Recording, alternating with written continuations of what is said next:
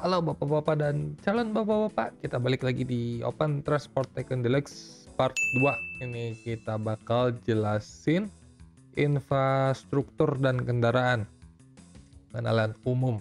Bagi bapak-bapak yang udah nonton part pertama, saya pikir kalau yang penasaran gimana caranya kita berinteraksi dengan transportasi di game ini.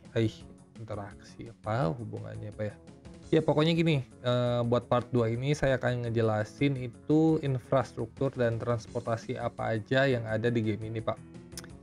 Kita mulai yang dari basic pertama, itu ada bus truck, apa ya, roda 4 lah pokoknya. Jadi ini adalah alat transportasi yang paling mendasar, tombolnya yang ini, build roads ini apa namanya, transportasi yang paling mendasar di game ini. Jadi, ini game coba ya kita bikin dulu jalannya dulu misalnya. Terus kita misalnya sekarang saya kasih contoh deh ya. Misalnya di sini nih call ke apa namanya, apa kok lupa sih namanya, power plant. Kita kasih jalan dulu ya sini ya. Ini kondisi yang paling, standar, transportasinya, ini jalan. Oke, di sini ada 2 perbedaan, Pak. Ini jalan untuk truk, kalau nanti kita juga ada jalan misalnya kita bikin jalan di sini ya, ini jalan di perkotaan. Di sini tuh ada 2 tempat pemberhentian, Pak, kalau jalan itu tuh. Ada namanya bus station di sini sama truck loading bay. Bedanya apa, Pak? Bedanya, perbedaannya tuh resource apa yang mereka bawa, apa yang bisa di-loading dan di-unloading. Kalau untuk di material kayak ini, di bahan mentah ke cold plane, kita harus pakai yang truck loading bay gara-gara truk yang ngebawa ke sini. Jadi kita taruh, misalnya kita taruh input ini di sini satu, sip, sama di sini. Nah, jangan ketukar Pak ya. Kalau misalnya apa tadi, resource atau bahan mentah, goods gitu, pokoknya pakai truk loading boy. Ingat aja, yang ngangkut itu truk, bukan bis. Kalau bis nanti kita belajar di kota. Nah ini udah 2 nih, kayak kemarin saya ini terangin. Lalu kita kasih namanya route depot, vehicle depot. Ini apa Pak? Ini itu kasarnya tuh kayak dealer mobil lah. Kalau ini dealer truck, dealer kendaraan roda 4. Kenapa dealer? Gara-gara kita mau apa-apa beli di sini, benerin juga di sini gitu Pak. Jadi gitu. Kita nih vehicle. Nah, ini ada macam-macam nih Pak, truk nih. Bapak jangan sampai salah milih truknya Pak. Soalnya kalau truknya salah, kita order di sini sama juga, dia juga bisa jalan. Cuma dia nggak akan ngambil apa-apa Pak. Jadi daripada salah kita cari satu-satu, mending di sini kita search dulu nih. Kita search coal. Nah, ini udah pasti. Nah, jadi tiap tahun itu nanti jenis truknya beda-beda, Pak. Jenis truknya beda-beda. Kayak misalnya gini nih. Misalnya, nah gini nih. Kita ngomongin misalnya truk ya. Tadi apa namanya? Coal truck. Kita lagi ngebahas coal truck. Nah, coal truck ini tiap tahun beda-beda Pak, mulai dari tahun 35 dia udah ada, terakhir tuh di tahun 2014. Nah, tiap tahun kan ada pertambahan model baru nih, apa aja sih yang bikin beda? Di samping harganya beda, dia tuh lebih berbeda di kecepatan.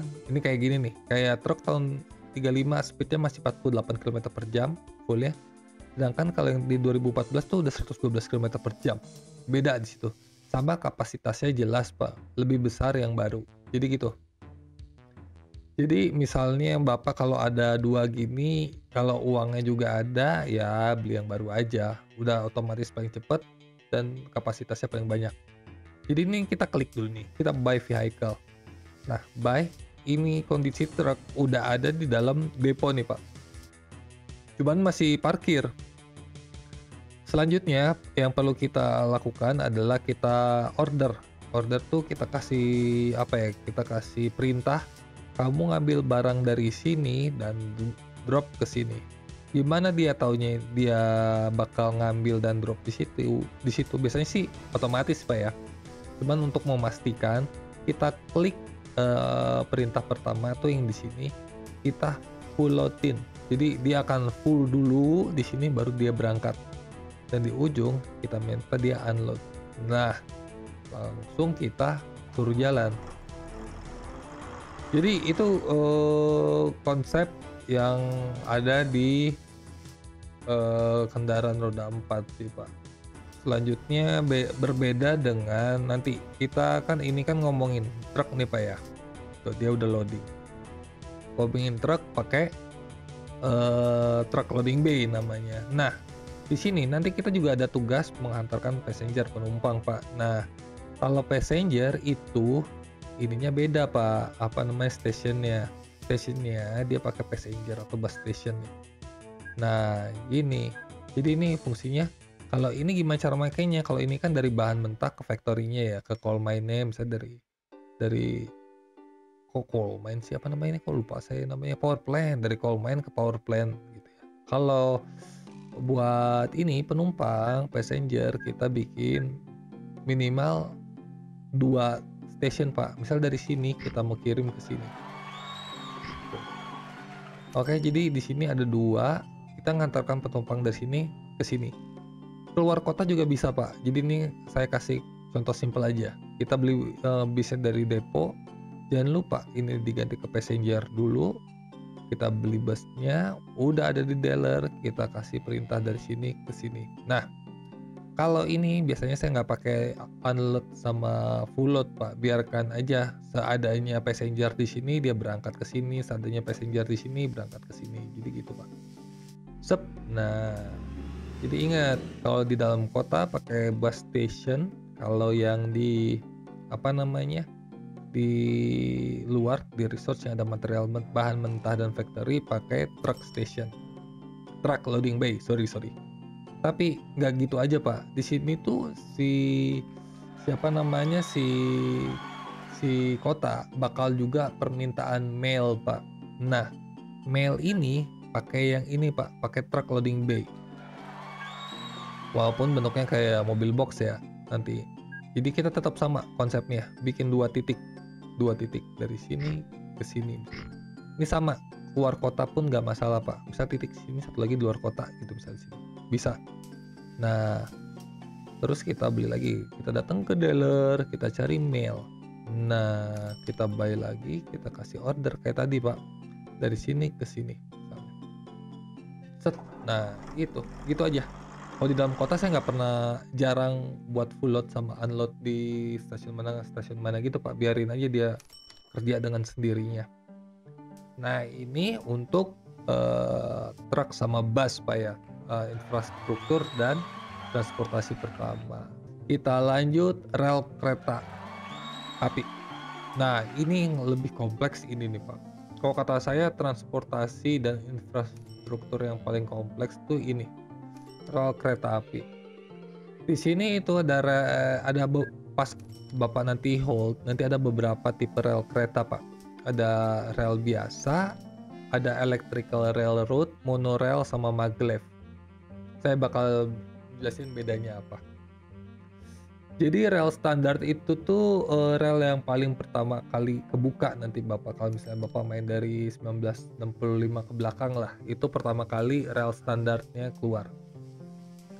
Nah, di sini kalau rel standar nanti misalnya kita bikin ini aja ya. Kita kasih contoh ya. Kita kasih contoh misalnya dari mana nih? Kok gak ada factory ya? Kok ini gak ada factory? Ini aja nih iron ore. Kita perlu iron ore.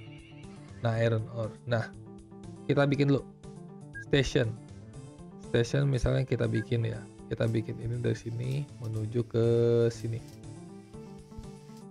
Nah, kita pakai misalnya rel biasa aja. Rel biasa aja kita bikin. Nanti Bapak klik ini aja ya biar bisa muter-muter. Kalau ini kaku. Susah makanya saya juga nggak pernah pakai yang itu. Sini ke sini, misalnya ke sini. Kita tarik. Nah, kita tarik, oke. Ini jalur infrastrukturnya udah ada ya. Sekarang kita beli ininya, tempat dealer si, apa namanya, si buat kereta. Kita taruh di ujung. Nah, sama hal yang kayak truk tadi, kita new vehicle. Cuman pertama, kalau kereta api kita harus pilih lokomotifnya dulu. Kita lihat engines only.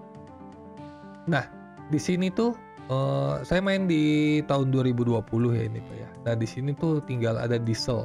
Harusnya kalau di 1990-an nanti ada diesel, ada steam. Ada dua jenis lokomotif yang bisa jalan di rel standar Pak. Ini kebetulan cuman ada diesel aja, jadi saya coba beli ini satu. Terus ini iron ore kita pilih kargonya tuh iron ore Pak. Jadi kalau di kereta kita 2 kali beli. Buat kargonya sama buat apa namanya, lokonya. Dari sini sama Pak, dari kita tarik dari sini terus berakhir di sini. Nah, kalau ini sama kita full loadin, kalau di sini kita unloadin. Nah, kita jalanin. Jadi ini tipe rel kereta biasa nih Pak. Rel kereta biasa, bedanya dia itu bukan bedanya ya. Ini rel kereta yang paling pertama ada di game di awal-awal tahun lah. Sebelum nantinya bisa kebuka yang electric railroad. Nah bedanya kalau electric railroad ya jenis keretanya Pak, lebih baru.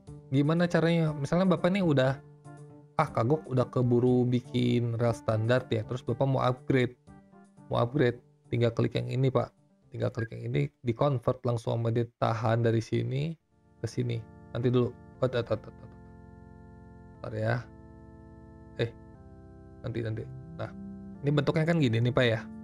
Terus kita mau upgrade, misalnya dari sini kita tinggal drag aja nih, tahan, set. Nah, ini udah berubah nih, udah jadi ada listriknya nih. Nah, bedanya di situ Pak. Bedanya di situ. Nah, new vehicle pun nanti nambah dia. Kalau tipe elektrik ini lokomotifnya juga khusus elektrik. Nah, kelebihan diesel sama steam, dia juga bisa jalan di rel kereta yang ada elektrik ya Pak. Jadi tidak harus Bapak upgrade. Jadi misalnya ini kita suruh jalan ya, kita suruh jalan aja lah, gas lah. Mana ini jalan, nggak mau jalan, lama banget ya.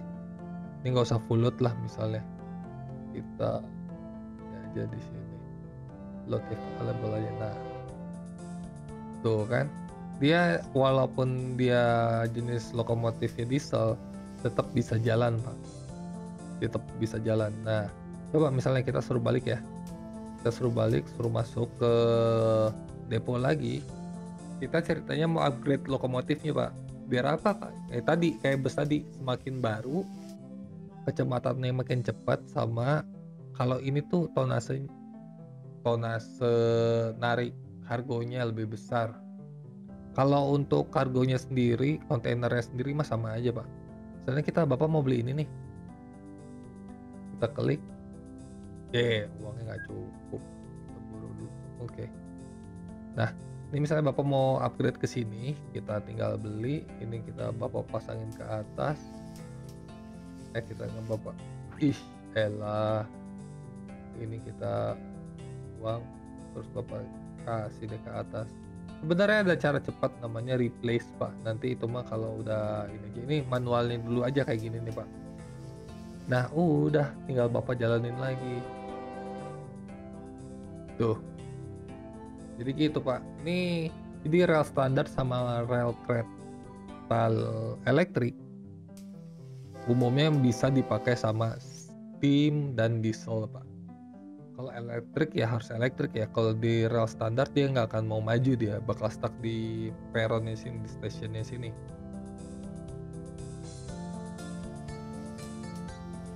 Lanjut, misalnya kita balikin lagi ke sini ya. Nanti pas tahun 1999 ya, 1999 nanti bakal kebuka monorail Pak. Tuh, monorail beda lagi. Monorail ini jenis keretanya juga beda, Pak. Monorail itu nggak bisa dipakai pakai kereta elektrik, nggak bisa, diesel nggak bisa, sama steam nggak bisa. Jelas ya, nama juga monorail ya. Coba misalnya kita upgrade ini jadi monorail, tuh dia beda.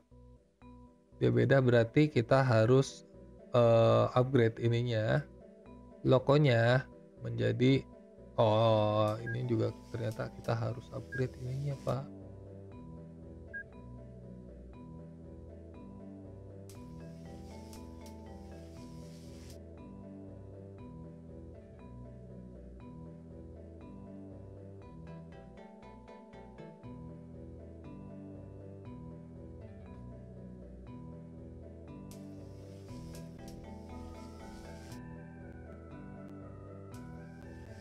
Jadi gitu Pak, nge-upgrade rel kereta api kayak biasa. Dari situ nanti tinggal kita ganti lagi logonya jadi yang sesuai dengan apa namanya, jenis rel keretanya, Pak. Oh, kargonya tetap aja sama, yang beda logonya. Ini juga sama nanti di tahun, kurang lebih di tahun 2021 tuh, 2020-an nih kayak saya ini 2021, magnetic levitation, susah banget ngomongnya. Tinggal di-upgrade juga sama, tinggal ditahan, trut. Nah, beda lagi dia. Jadi gitu, Pak. Tinggal ntar Bapak replace si keretanya. Jadi biasanya sih bisa lebih cepat di sini ya. Nih, manage list, replace. Nah, kita klik deh mau yang mana gitu. Kalau mau replace secara langsung ya. Jadi rel kereta seperti itu Pak, lebih ribet. Nanti bakal ada part khusus ngebahas ini. Soalnya kenapa? Rel kereta tuh perlu namanya ini nih Pak. Perlu namanya signal. Nah, nanti ini yang ribet. Sebenarnya nanti kita bikin simple aja. Kita bakal pakai dua ini aja Pak. Nah, ini gara-gara kan cuma satu rel ya. Nanti ribet Bapak kalau udah mulai bikin rel yang tabrak-tabrakan, Pak. Bikin tabrak-tabrakan tuh misalnya yang ini dibikin jadi dua, apa namanya, dua jalur. Misalnya bikin dua jalur, terus bikin lagi di sini ada yang melintang lagi nanti ke sini. Nah, yang kayak gini-gini nih perlu signal, Pak, biar keretanya nggak tabrakan. Jadi untuk rel kereta mungkin itu aja, rel dan kereta ini saya bahas secara umum aja. Jadi paling efisien di darat sih ini nih kalau kata saya Pak. Ngangkutnya lebih banyak daripada truk ya, kalau untuk jarak-jarak jauh. Lanjut kita habis ini ada namanya kita ngebahas jalur ini, jalur laut. Jalur laut di sini kita ada namanya macam-macam nih Pak. Ini ada docks, docks. Nah, dock itu fungsinya sama kayak station ya. Kita contohin ya. Kita taruh docks di sini nih. Tep. Nah, ini nih tempat kapalnya bersandar ceritanya. Kapal bersandar. Terus namanya ini ada juga yang kita ngomongin lagi nih, ada depo. Depo sama fungsinya buat dealer kapal, buat beli kapalnya, Pak. Di sini kita taruh. Itu depo. Ini ada namanya buoy. Saya nggak ngerti sih ngomongnya gimana sih buoy. Buoy ini fungsinya apa, Pak? Jadi nanti tuh ada satu waktu tuh laut Bapak tuh besar ya. Udah gitu ada resource yang di tengah laut.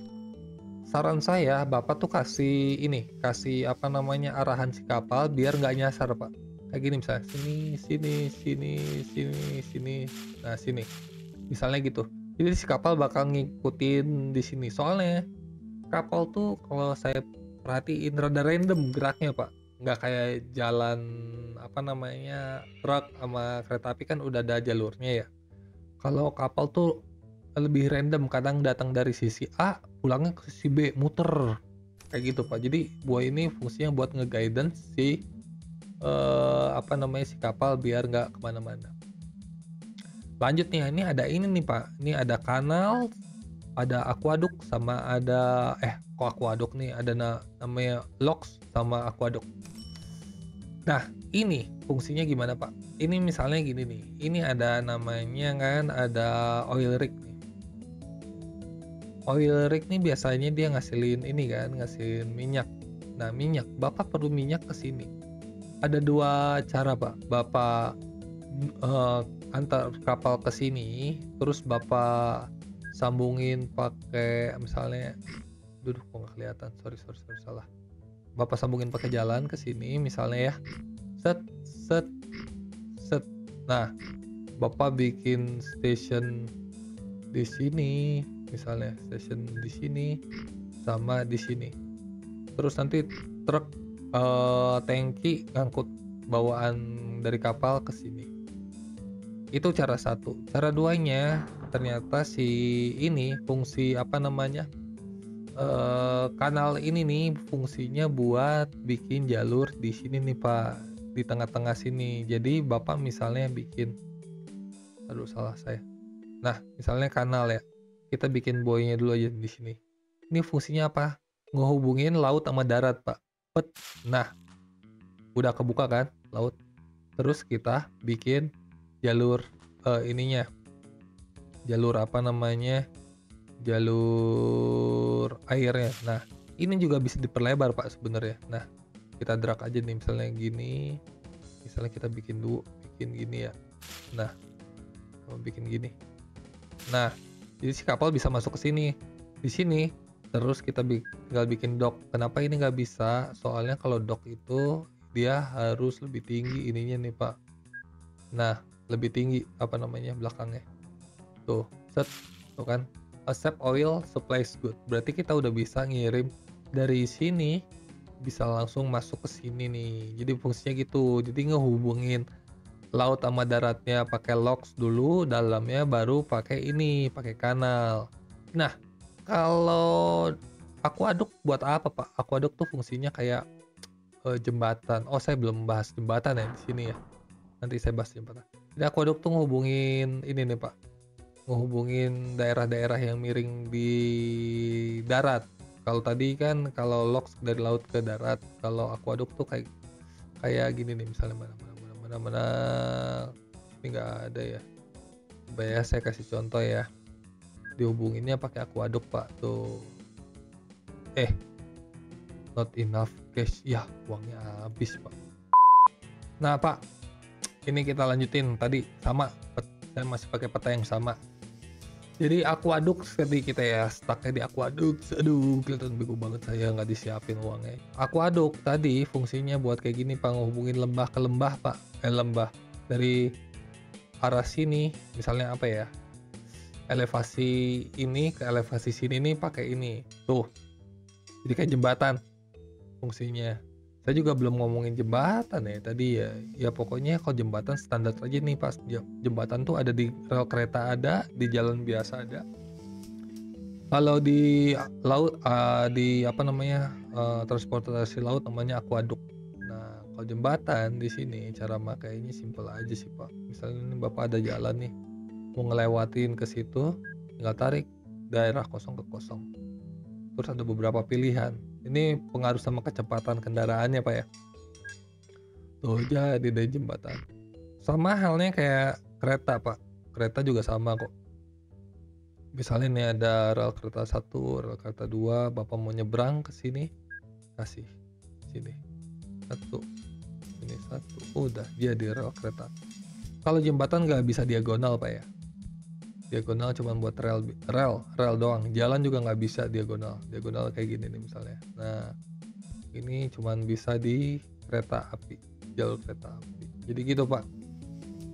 Tadi, transportasi truk roda 4 udah kita bahas, rel kereta udah kita bahas, jalur laut udah kita bahas, tinggal yang terakhir, jalur udara, kapal terbang. Nah, airport cuma ada 2 pilihan nih, Pak. Cuman tipe-tipe airport-nya nanti Bapak perhatiin nih, ada small, large, hub, sama helicopter airport. Ini beda-beda, bukan beda-beda fungsinya ya. Kalau di small airport misalnya, itu dia cuman bisa mempengaruhi apa namanya, jenis pesawat yang bisa dipakai, Pak. Misalnya dari sini nih kita bikin terus ke sini ya misalnya ya. Nah, miring padahal di sini bagus posisinya, sini deh. Hop. Nah, Kalau airport nggak perlu beli depo Pak, soalnya dia udah ada hanggar bawaan. Tinggal kita klik hanggarnya sama kayak biasa new aircraft. Nah, di sini Bapak harus perhatiin ini kan small ya, sedangkan ini large airplane semua ini. Kita harus cari kapal yang kira-kira masuk di small nih, small airplane misalnya kita beli bayar. Jadi kalau large tuh dia nggak akan bisa nggak akan bisa mendarat Pak. Sama kayak tadi kita klik dari sini, berhenti di sini. Terus udah deh, kapal tinggal gas tuh dia langsung jalan. Kapal paling simpel sih, kalau apalagi pesawat paling simpel. Cuman Bapak harus hati-hati aja dalam pas beli pesawatnya Pak, harus lebih teliti. Jadi gitu Pak, mungkin buat penjelasan infrastruktur dan transportasi di video part 2 ini cukup Pak.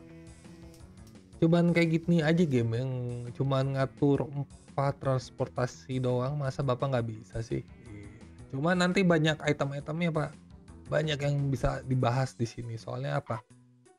Ada sinyal yang kata saya yang belum kita bahas, sinyal, terus tipe-tipe apa namanya, misalnya ini nyambung misalnya ke sini ya, misalnya ke sini. Nah, terus nanti dia bisa ada persimpangan sama jenis-jenis apa namanya, pengambilan barang. Nah, kayak gitu-gitu, Pak. Entar lebih lebih apa ya, kasarnya ya, lebih lebih kompleks ke depannya. Ini kalau saya bikin ini tipe simpelnya lah nih, kayak saya kasih contoh ya. Nanti ke depannya ya, misalnya nih kita beli truk truk atau nggak nih mail aja, misalnya mail ya di dalam kota ya, by vehicle. Tet tet oh ya, Bapak juga bisa ngeklik beberapa ini, Pak. Misalnya ada di sini lagi, misalnya ada 3 nih. Nah, Bapak juga bisa nih, kita tambahin lagi perintahnya ke sini. Tuh, jadi dia jalan dari sini, ke sini, ke sini. Bisa gitu, Pak. Di sini ada go to, go non-stop to, go via, ini tuh. Banyak-banyak nih, ada load if available, full load all cargo, any cargo, no loading. Ini ada transfer, unload all. Nah, beda-beda. Nanti kita bahas di part selanjutnya itu. Ini buat sementara yang secara general aja ya, umum dulu. Gitu, Pak. Mungkin segini dulu aja dari part 2 pengenalan transportasi dan infrastruktur di Open Transport Tycoon Deluxe. Mudah-mudahan Bapak makin penasaran sama game ini, Pak. Game gratis loh, Pak. Cobain aja dulu. Nggak suka ya tinggal di uninstall. Ya nggak, Pak? Jangan lupa gabung di Discord juga ya, Pak ya. B2MG. Kita bisa ngobrol Open 3D sama Theo Tahun juga di sana. Ya, Pak. Segitu aja dulu dari saya. Saya pamit. Bye. Assalamualaikum.